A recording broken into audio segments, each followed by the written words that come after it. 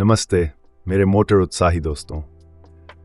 Formula one अफवाह मिल में ताजगी भरने के लिए पिछले विश्व champion max Verstappen red bull के टीम की आंतरिक कलह के बीच अपने भविष्य को लेकर सोच रहे हैं।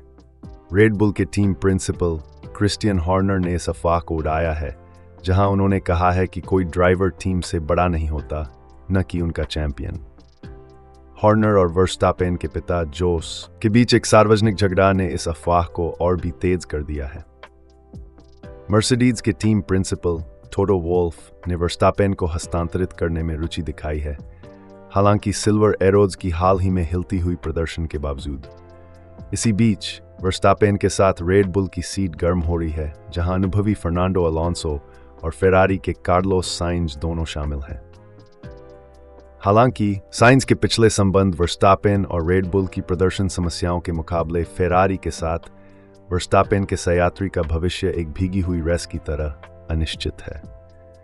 काफी नाटकीय पिट स्टॉप, क्या आप कहेंगे? नमस्ते सभी को, मैं आपका मेजबान एंजो वाट्स हूं। और मैं आज के दिन का आपका कमेंटेटर विलियम हूं। हम सभी आपके साथ एफोनस के लिए जज्बा चैनल पर होने के लिए बहुत उत्साहित हैं। नवीनतम फॉर्म्यूला सोएक्ट की वारत सजत रलें यदि सोम चालू करें दगी टोंग 10 नंबर 3 बात है।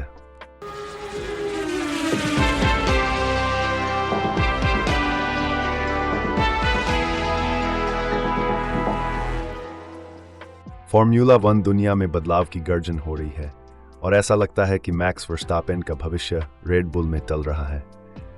उनका कॉन्ट्रैक्ट 2028 तक बढ़ सकता है, लेकिन हाल के विवादों के कारण टीम से पहले ही रवाना होने की संभावना है। क्रिस्टियन हॉर्नर का जोरदार ऐलान कि कोई भी टीम से बड़ा नहीं होता अनिश्चितता के एक और परत जोड़ता है। इसी बीच सर्जियो पेरेज के लिए घड़ी चलने लगी है। ये मुझे वास्तव में मेरे बचपन को याद दिलाता है। बर्मिंघम में बड़े होते हुए मेरे दोस्त और मैं अक्सर हमारे पड़ोस में इंटेंस बाइसिकल रेस करते थे। वहां एक लड़का था, चलो उसे जॉन कहें।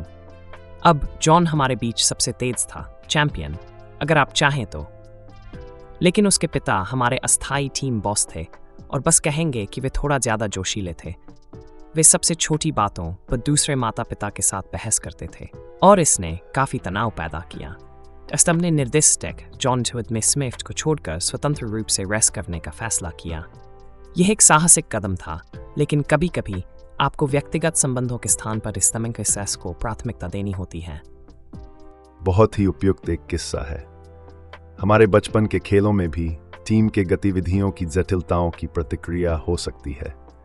यह हमें याद दिलाता है कि टीम सदस्यों के बीच के बंधन कार्यक्रम को बड़े प्रभावित कर सकते हैं।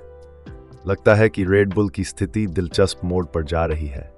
पेरेज को गर्मी महसूस हो सकती है क्योंकि उनकी भूमिका मैक्स की असफलता के समय की बैकअप के तौर पर समीक्षा के तहत है, खासकर पिछले साल उनके ड्राइवर त्रुटि भरी सीजन के बाद। अगर रेड बुल चीजों को हिलाने का फैसला करता है तो वर्स्टापेन के साथ आगे की सीट निस्संदेह एक सबसे चाइल्ड संपत्ति। वास्तव में बहुत से लोग वर्स्टापेन के खिलाफ अपनी क्षमता को मापने का मौका पाने के लिए तत्पर होंगे।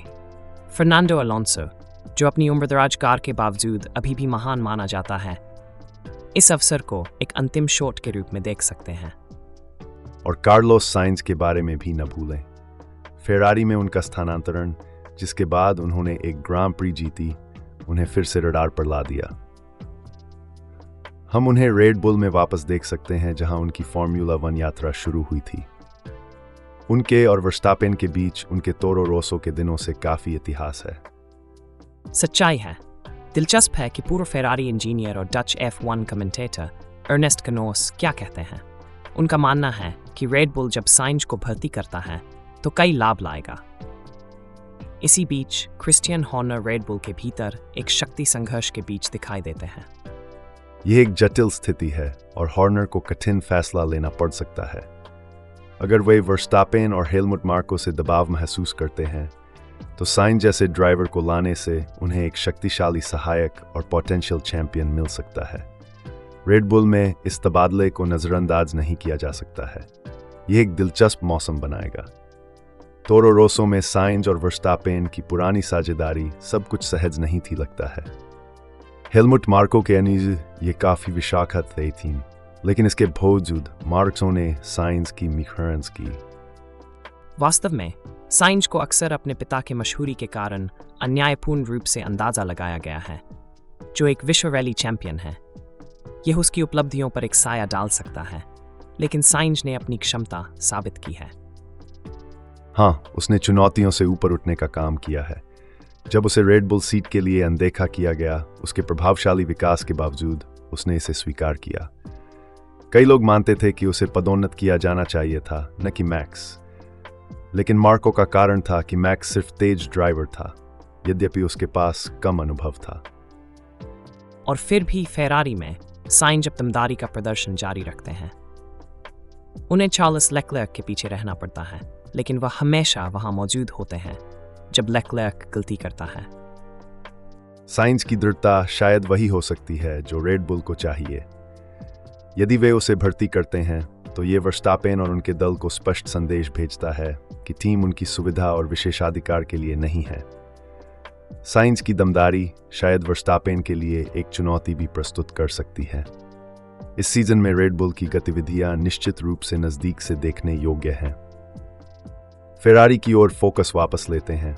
वे रेड बुल पर अंतर को कम करने की दिशा में जा रहे हैं।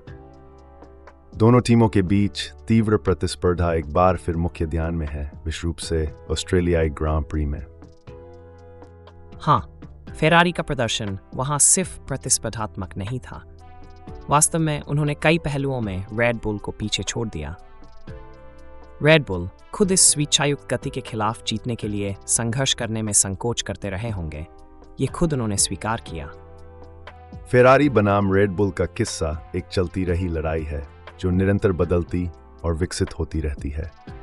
स्पष्ट है कि 2024 सीजन ने फेरारी को पुनः मुख्यमंत्री के सामने लाया है, जो रेड बुल की पदाधिकारिता पर चुनौती देता है।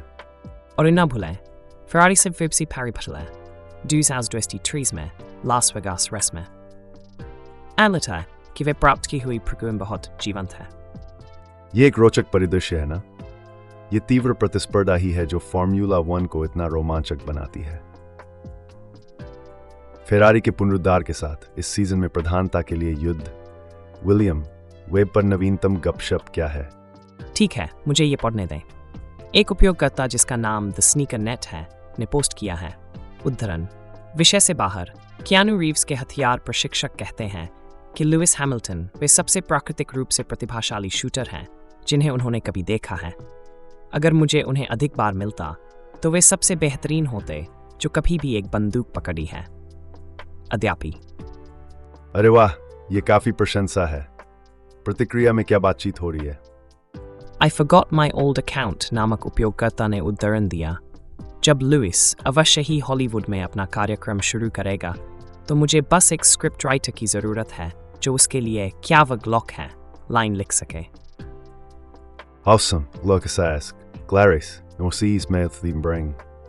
किंग टोक 1 ने उत्तर दिया, मिशन 44 अद्यापि। और ईगो फूडी ने जवाब दिया, क्या नहीं फॉर मैग्नम। जिस पर इयन थिन 1 ने उत्तर दिया, मिशन 4 मैग्नम डिजर्टिगल एक वैकल्पिक रूप में डोजन टू अबू धाबी पर एक शानदार शीर्षक होगा अद्यापि। और भी है।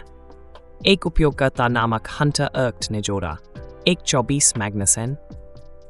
और फंकीएस्ट जे ने मजाक करते हुए कहा, बोनो मिंगाम स्माया अद्या। ओह, ये टिप्पणियां मुझे हंसा देती हैं। ऐसा लगता है कि जब उनके रेसिंग दिन समाप्त हो जाएंगे तब लुइस को एक और करियर का इंतजार हो सकता है। F1 के लिए जज्बा में शामिल होने के लिए धन्यवाद।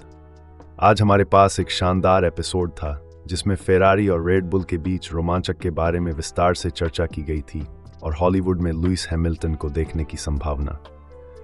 याद रखें, आपकी सहभागिता हमें इस पॉडकास्ट को संचालित करने में मदद करती है।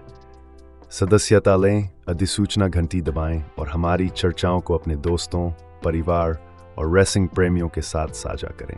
और अपने विचारों के साथ एक टिप्पणी छोड़ना न भूलें। हमें आपसे सुनने का बहुत आनंद होता है। हमारे पास और भी काफ़ी कुछ है, इसलिए सुनिश्चित करें कि आप संबंधित रहें। आप कभी नहीं जानते कि हम अगले किस तीखे टुकड़े को खोद सकते हैं। Bihu Haus Gambarede it be Drew race to you. En ref one's freeward fangs asnen is the brickvout or racing ke this then sar our name sit game on mahitik werder. और हम sign of करने से पहले याद रखें, metal pedal घुसाए रखें, सड़क पर अपनी नज़र बनाए रखें। हमारे चैनल की सामग्री सोने की तुलना में है।